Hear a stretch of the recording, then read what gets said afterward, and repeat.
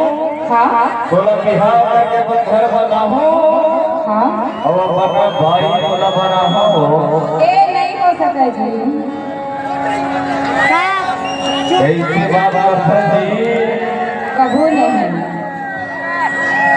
कुमारी बुढ़ावे का जी मैं भले बुढ़ा जाऊं लेकिन शादी नहीं कराऊं पता नहीं तो बता दाई से चर्चा करके रखते हो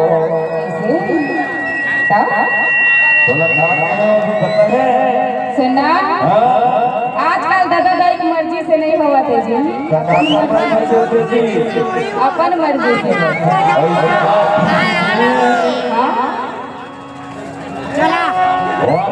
वादा भाई करार हो गई ऐसे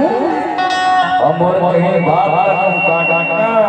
हाँ तुमर दिमाग खराब हो गई हो सही ना कहा बात है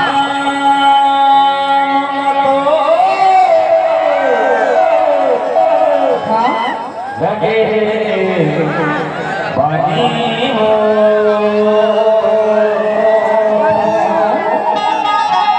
अरे लगे पानी अरे बरसते दिन नहीं बरसा जी बरसती के नहीं तो समय बता जी